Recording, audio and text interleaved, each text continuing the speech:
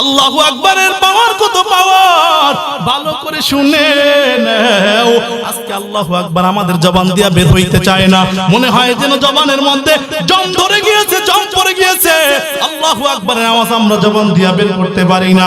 আরে বান্দা ভালো করে শুনে নেন, আল্লাহু আকবারের তাকবীরের ধ্বনি যখন বাংলাদেশের মধ্যে হযরত শাহজালাল ইয়ামানি রাহমাতুল্লাহি আলাইহি যখন গৌর গোবিন্দকে বলেছিল, এ গৌর গোবিন্দ, এখানে একমাত্র আমি রবের দাওয়াত দিব, এই সিলেটের জমিন ছেড়ে যাও, এখান থেকে তোমাকে বিদায় দিয়া যাইতে হবে।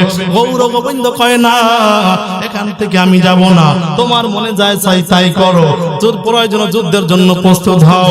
এক শাহজালাল, যুদ্ধের জন্য প্রস্তুত হও, তোমার সাথে যুদ্ধ হবে। শাহজালাল রাহমাতুল্লাহি আলাইহি মনে মনে চিন্তা করে, গৌর গোবিন্দর সাথে আমি যুদ্ধ কেমনে করব? অত অস্ত্র শস্ত্র সৈন্য সামন্ত অনেক আছে, কিন্তু আমার তো অস্ত্র নাই, আমার তো কোনো সৈন্য সামন্ত কোনো কিছুই নাই, আমি কি দিয়া যুদ্ধ করব? তারপর বেঈমানের সাথে মুসলমান কোনোদিন মাথা নত করে না, কথা ঠিক না ঠিক ধরে বলেন? বেঈমানকে কোনোদিন মুসলমান ভয় পায় না। শাহজালাল গৌর গোবিন্দকে ডেকে বলে, গৌর গোবিন্দ ভালো করে শুনে নাও, যাও যাও, আগামীকাল তোমার সাথে যুদ্ধ হবে। এবার শাহজালাল, গৌর গোবিন্দ তো অস্ত্রের বলে শাহজালালের সাথে যুদ্ধ করবে, কিন্তু শাহজালাল রাহমাতুল্লাহি আলাইহি তো কোনো অস্ত্র শস্ত্র কোনো কিছুই নাই। শাহজালালের একটা অস্ত্র, এটা হলো আল্লাহু আকবার। জোরে বলেন আল্লাহু আকবার।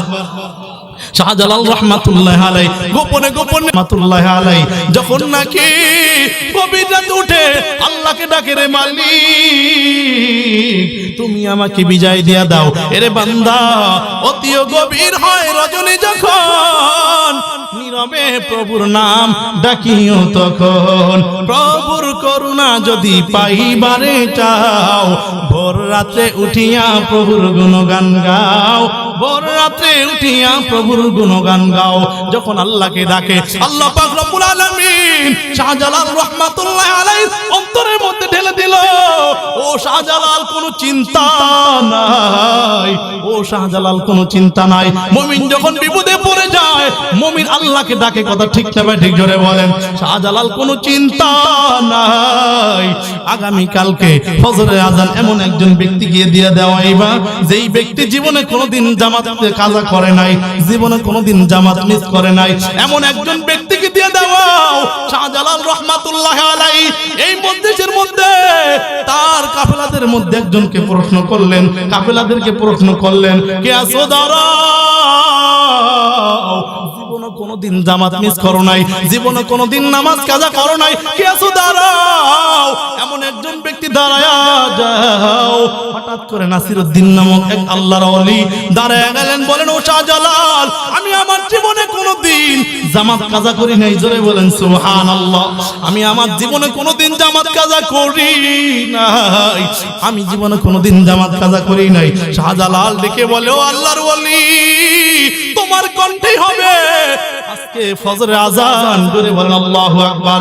আল্লাহর ওলি যখন আযান দেয়, আল্লাহর ওলি যখন আযান দিতেছে, আল্লাহু আকবার, আল্লাহু আকবার, আল্লাহর ওলি আযান দেওয়ার সাথে সাথে গৌর গোবিন্দর রাজপ্রাসাদের মধ্যে এমন জোরে ভূমিকম্প শুরু হয়েছে। আযান চলতেছে, মসনদ কাঁপতেছে, আযান চলতেছে, গৌর গোবিন্দর প্রসাদ কাঁপতেছে, গৌর গোবিন্দর প্রসাদ কাঁপতে কাঁপতে শেষ পর্যন্ত মাটির মধ্যে যখন ঢুকে যায়, শাহজালালের আযান শেষ, গৌর গোবিন্দর মসনদ দুনিয়ার মধ্যে উঠে শেষ। জোরে বলেন আল্লাহু আকবার। এরে মুসলমান ইমানদার, বুঝাবার জন্য বলি, হেদায়েতের মালিক আমার আল্লাহ। আজকে তুমি আল্লাহু আকবারের ধ্বনি দিতে পারো না। গত কয়েকদিন আগে ভারতের মধ্যে মুস্কান নামক এক আল্লাহর বান্দি যখন ভারতের নাপাক হিন্দু গেরুয়া বাহিনী যখন মুসলিম বোনকে হামলা করার জন্য এসেছে, ওই সময় মুসলিম বোন উনি বলতেছে, আমি ভয় পেয়া আমি সঙ্গের জবান দিয়ে যখন আল্লাহু আকবারের তাকবীরের ধ্বনি দেই, তাকায় দেখি ওই গৌর গোবিন্দর দোসর, ওই নাপাক হিন্দুর মালাউনের দল আমার দিকে চোখ তুলে তাকাবার সাহস পায় না। জোরে বলেন আল্লাহু আকবার। আমি যখন তাকবীরের ধ্বনি দেই, তাকায় দেখি ওরা আমাদের দিকে আগানোর সাহস পায় না। এরে মুসলমান ইমানদার, বুঝাবার জন্য বলি, হেদায়েতের মালিক আল্লাহ।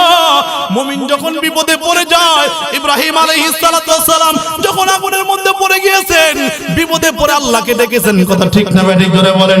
নূহ আলাইহিস সালাতু ওয়াস সালাম আল্লাহকে ডেকেছেন, মুসা আলাইহিস সালাতু ওয়াস সালাম আল্লাহকে ডেকেছেন, সমস্ত নবী আলাইহিস সালাতু ওয়াস সালাম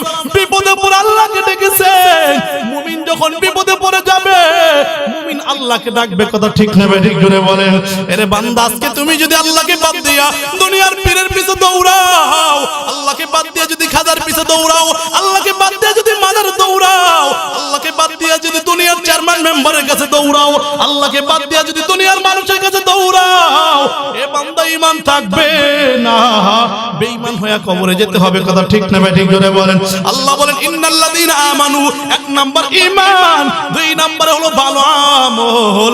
এই দুইটা গুণ নিয়ে যদি কবরে যেতে পারো, আমি আল্লাহ পাক রব্বুল আলামিন তোমাকে কিয়ামতের ময়দানে বিনা হিসাবে জান্নাতের মেহমান বানাই দিব, জোরে কোন সুবহানাল্লাহ।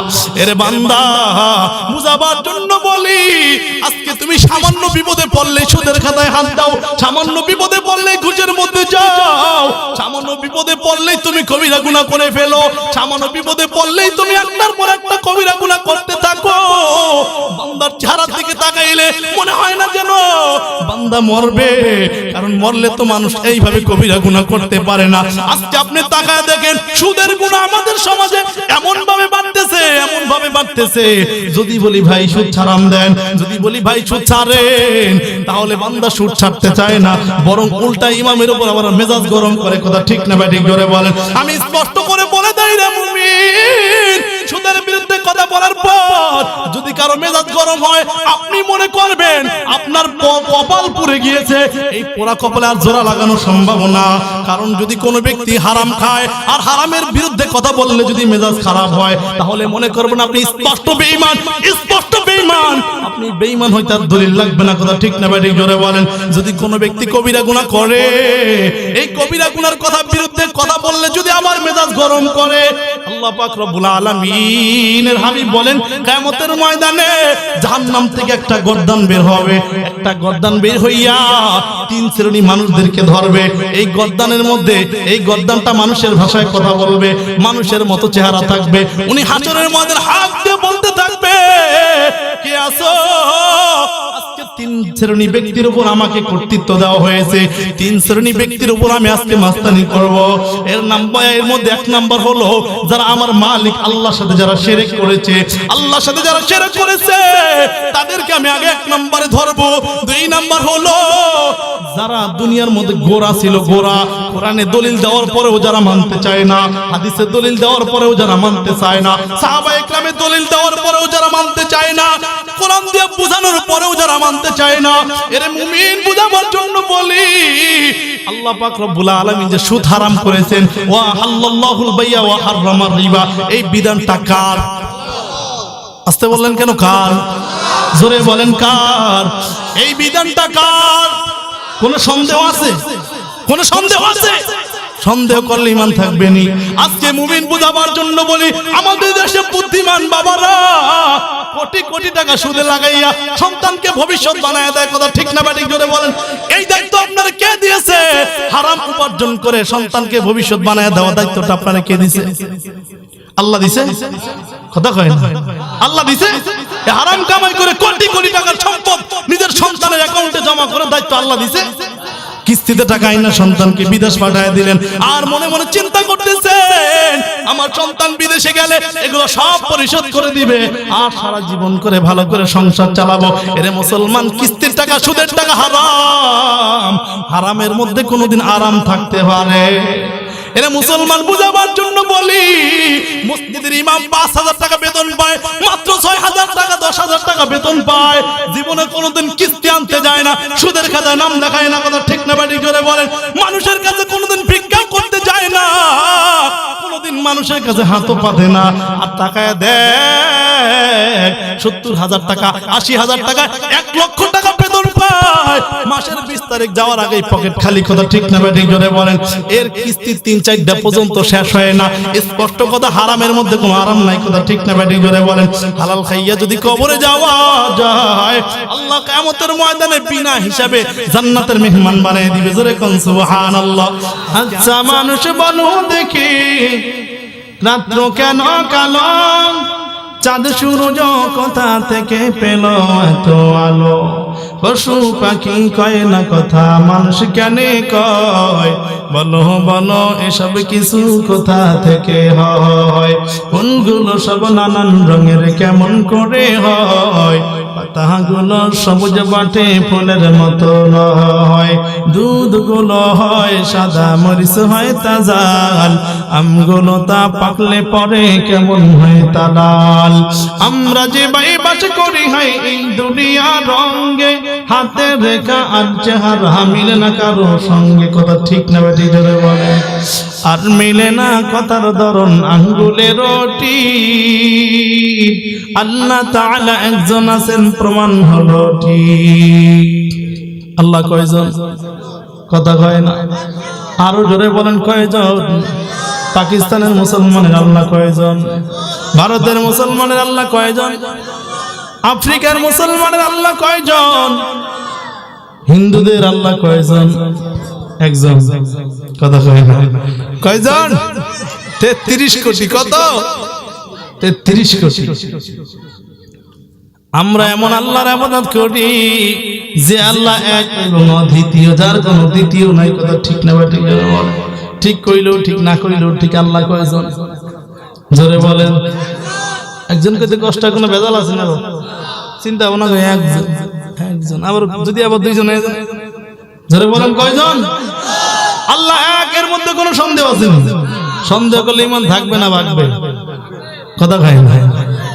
আল্লাহু আহাদ, আল্লাহ একজন, আল্লাহর মধ্যে আর দ্বিতীয় কেউ, আল্লাহর পরে আর কেউ। রে মুসলমান, বুঝাবার জন্য বলি হেদায়েতের মালিককে। আমি 3 ঘন্টা আলোচনা করতে পারবো, যদি হেদায়েত না থাকে কপালে হেদায়েত আসবে। কথা কয় না। আবু জাহেল 13 বছর পয়গম্বরকে দাওয়াত দিয়েছেন, কিন্তু হেদায়েত